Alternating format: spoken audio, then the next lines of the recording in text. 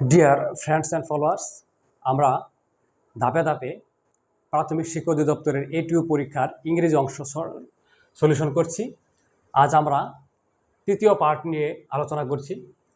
তৃতীয় অংশে 9 নম্বর কোশ্চেনটি হচ্ছে, the boys saw him walking out. এই বাক্যটির ওয়াকিং শব্দটি কোন ধরনের? এটা কি জেরান্ট, না ইনফিনিটিভ, না ভার্বাল নাউন, না পার্টিসিপল? এটাকে আইডেন্টিফাই করতে বলছে। এটা আইডেন্টিফাই করার আগে আমরা একটু অ্যানালাইসিস করে নিই। এই বাক্যের সাবজেক্ট হচ্ছে দ্য বয়েজ, স হচ্ছে ভার্ব, হিম হচ্ছে অবজেক্ট। ওয়াকিং আউট এই শব্দটি নন ফাইনাইট ভার্ব। এখন আমরা নন ফাইনাইটিভ ভার্বটা আবার তিন প্রকার: ইনফিনিটিভ, পার্টিসিপল, জেরান্ট। এবং আরেক ধরনের নাউন আছে ভার্বাল নাউন। এখন আমরা এইগুলো নিয়ে একটু আলোচনা করার চেষ্টা করি। জেরান্ট হচ্ছে ভার্বের সাথে আইএনজি যুক্ত হয়ে যেটা নাউনের কাজ করে। ইনফিনিটিভ হচ্ছে টু প্লাস ভার্বের বেস ফর্ম। ভার্বাল নাউন হচ্ছে দা প্লাস ভার্বের সাথে আইএনজি প্লাস অফ। এই স্ট্রাকচারে যদি বসে সেটা হচ্ছে ভার্বাল নাউন। তারপর হচ্ছে পার্টিসিপল। পার্টিসিপলটা তিন প্রকার: present participle, past participle, perfect participle. তাহলে আমরা ভার্বাল নাউন, তার মানে কি বললাম, দা প্লাস ভার্বের সাথে আইএনজি প্লাস অফ, এটা হচ্ছে ভার্বাল নাউন। যেহেতু এই স্ট্রাকচারটা এখানে নেই, তার মানে ভার্বাল নাউন নয়, এটা আমরা বাদ দিয়ে দিলাম। তারপর হচ্ছে জেরান্ট। জেরান্ট হচ্ছে ভার্বের সাথে আইএনজি, যেটা একই সাথে ভার্ব এবং নাউনের কাজ করে। ভার্ব এবং নাউনের কাজ করে সেটা বাক্যে সাবজেক্ট, অবজেক্ট, কমপ্লিমেন্ট এর জায়গায় বসে, সেটা হচ্ছে জেরান্ট। তাহলে এই জেরান্টের অবস্থানে যদি আমরা এখানে বলি দ্য বয়েজ স হিম, এখানে সাবজেক্টের জায়গায় বসে নেই, অবজেক্টের জায়গায় বসে নেই। এবং এই যে অংশটা ওয়াকিং আউট, এই অংশটা হিমকে মডিফাই করছে, তার মানে এটি অ্যাডজেক্টিভের কাজ করতেছে, তার মানে জেরান্টও এখানে সঠিক না। তারপর হচ্ছে ইনফিনিটিভ, টু প্লাস ভার্বের বেস ফর্ম, তার মানে এই ইনফিনিটিভও এটা হবে না, তার মানে হচ্ছে পার্টিসিপল। এখন এটার নাম হচ্ছে প্রেজেন্ট পার্টিসিপল। প্রেজেন্ট পার্টিসিপল কি? ভার্বের সাথে আইএনজি যখন একই সাথে ভার্ব এবং অ্যাডজেক্টিভের কাজ করে বা কোনো নাউনকে মডিফাই করে, সেটা হচ্ছে প্রেজেন্ট পার্টিসিপল। তার মানে এখানে ওয়াকিং শব্দটি হচ্ছে প্রেজেন্ট পার্টিসিপল, যা হিমকে মডিফাই করছে। তার মানে এখানে যদিও প্রেজেন্ট পার্টিসিপল চায় নাই, তবুও এটা পার্টিসিপল, এই অংশটা হচ্ছে সঠিক অ্যান্সার। নেক্সট কোশ্চেনটা হচ্ছে, rise early with the Lark. এখানে রাইজ ভার্বটি কোন ধরনের ভার্ব সেটি চাওয়া হয়েছে। এখানে আমরা বাংলা অনুবাদটা জেনে নিই। রাইজ আর্লি, সকাল সকালে ওঠো, উইথ দ্য লার্ক। লার্ক হচ্ছে এক ধরনের ছোট পাখি, তার মানে ছোট পাখির সাথে সকাল সকাল ঘুম থেকে ওঠো। এখন এই রাইজ ভার্বটি কোন ধরনের ভার্ব সেটা আইডেন্টিফাই করতে বলেছে। এখন আমরা এটা দেখি। প্রথমে আছে পজিটিভ ভার্ব। পজিটিভ ভার্বটা কি এটা নিয়ে আমরা একটু আগে জেনে নিই।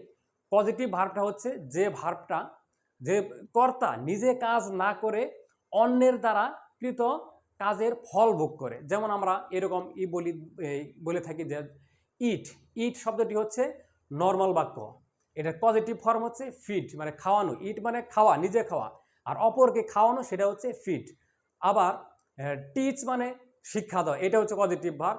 লার্ন মানে নর্মাল ভার্ব, টিচ মানে পজিটিভ ভার্ব।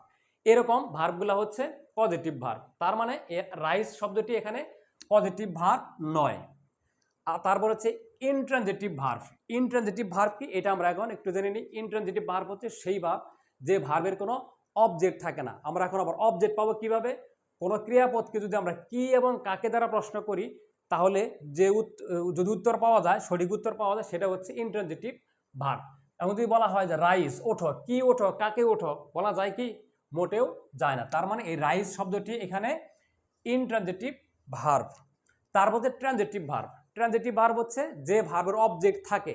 কোনো ভার্বকে প্রশ্ন কি বা কাকে দ্বারা প্রশ্ন করে যদি উত্তর পাওয়া যায়, সেটা হচ্ছে ট্রানজিটিভ ভার্ব। যেমন আমরা যদি বলে থাকি যে আই ইট রাইস, আমি ভাত খাই, তার মানে আমি খাই, কি খাই? ভাত খাই, তার মানে এটা হচ্ছে ট্রানজিটিভ ভার্ব। এবার আরেকটা জিনিস মনে রাখবে যে ট্রানজিটিভ ভার্বের পরে সরাসরি অবজেক্ট বসবে বা নাউন বসবে, এটা হচ্ছে ট্রানজিটিভ ভার্বের স্ট্রাকচার। তারপর আরেকটি ভার্ব আছে ফ্যাক্টেটিভ ভার্ব। ফ্যাক্টেটিভ ভার্ব কি এটা একটু জানার বিষয়, সেটা আমরা একটু জেনে নেই। ফ্যাক্টেটিভ ভার্ব হচ্ছে যে ভার্বটি তার অবজেক্ট গ্রহণ করার পরেও তার অর্থটা সম্পূর্ণ করতে পারে না। সেই বাক্যের অর্থটি সম্পূর্ণ করতে গেলে একটি অবজেক্টের একটি কমপ্লিমেন্ট দরকার পড়ে। যেমন আমরা এরকম একটি বাক্য লিখি, উই ইলেক্টেড হিম ক্যাপ্টেন। এই বাক্যটি হচ্ছে, এই ইলেক্টেড হচ্ছে ফ্যাক্টেটিভ ভার্ব। তার কারণ আমরা যদি এই বাক্যটি লিখি যে উই ইলেক্টেড, আমরা নির্বাচিত করলাম হিম, তাকে, আমরা তাকে নির্বাচিত করলাম। এখনো কিন্তু প্রশ্ন করা যায় যে তাকে কি নির্বাচিত করলাম, যে ক্যাপ্টেন, এখানে অধিনায়ক, আমরা তাকে অধিনায়ক নির্বাচিত করলাম। এই ক্যাপ্টেনটি আবার মডিফাই করছে অবজেক্ট হিমকে, তার মানে এই ক্যাপ্টেনটি হচ্ছে এখানে অবজেক্টিভ কমপ্লিমেন্ট। তার মানে যে ভার্বের একটি অবজেক্ট থাকবে এবং সেই অবজেক্টের কমপ্লিমেন্ট থাকবে, সেটা হচ্ছে ফ্যাক্টেটিভ ভার্ব। তার মানে এইটাও সঠিক উত্তর নয়। এখন 11 নম্বর প্রশ্নটি হচ্ছে একটি মজার প্রশ্ন, যে which after is a conjunction. তার মানে এখানে 4টি বাক্য লেখা আছে, সেই বাক্যের মধ্যে আফটার শব্দটি আমরা জানি আফটার বিভিন্ন পার্টসপিসেই ব্যবহার হতে পারে। আমরা মূলত এটা জানি প্রেপোজিশন হিসেবে ইউজ করা হয়, কিন্তু প্রেপোজিশন মানে হচ্ছে প্রেপোজিশনের পরে একটি নাউন থাকবে, অর্থাৎ আফটার যখন প্রেপোজিশন অর্থে ব্যবহার হবে তখন তারপর একটি নাউন থাকবে। কিন্তু আমরা আবার জানি কনজাংশন মানে হচ্ছে এরপর একটি ক্লজ থাকবে, সাবজেক্ট থাকবে, ভার্ব থাকবে, এগুলো। তার মানে আফটারের পরে এরকম একটি পূর্ণাঙ্গ ক্লজ আছে, যে আফটারের পরে সেই আফটারটি হচ্ছে সেখানে কনজাংশন। তার মানে আমরা এখন একটি বাক্যগুলো অ্যানালাইসিস করে দেখি। The storm came soon after. তার মানে এই আফটারের পরে কোনো সেন্টেন্স নেই, তার মানে এই আফটারটি সঠিক নয়। এখন 2 নম্বর হচ্ছে the boy tax after his father. আমরা একটা ফ্রেজাল ভার্ব জানি, টেক আফটার মানে হচ্ছে অনুরূপ হওয়া বা একই রকম দেখতে, দেখা যায় এরকম। এই বাক্যটির অর্থ হচ্ছে বালকটি তার বাবার মতো দেখতে।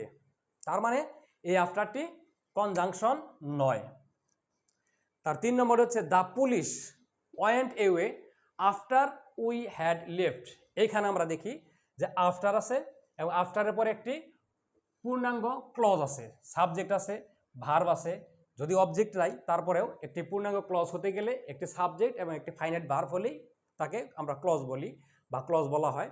তার মানে এটা হচ্ছে আফটারের পরে একটি ক্লজ থাকায় এই আফটারটি হচ্ছে কনজাংশন।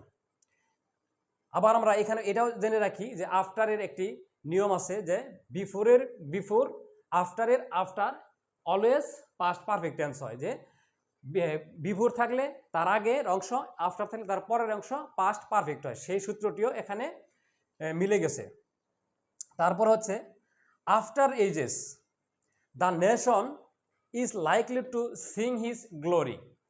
এইখানে আফটার আছে, আফটারের পরে একটি পূর্ণাঙ্গ ক্লজ নেই, আফটারের পরে আছে একটি নাউন এবং তারপরে হচ্ছে পূর্ণাঙ্গ ক্লজ। দ্য নেশন হচ্ছে সাবজেক্ট, ইজ লাইকলি টু সম্ভবত, সিং হিজ গ্লোরি, যার বাক্য হচ্ছে যে জাতি সম্ভবত যুগের পর যুগ তার মহিমা গাইবে। এটি হচ্ছে একটি বাক্য যার প্রেপোজিশনটা হচ্ছে যার আফটারটি হচ্ছে এখানে প্রেপোজিশন, কারণ প্রেপোজিশনের পরে এখানে নাউন ইউজ করা হয়েছে। আশা রাখি এটুকু আমি সুন্দরভাবে বোঝাতে সক্ষম হয়েছি।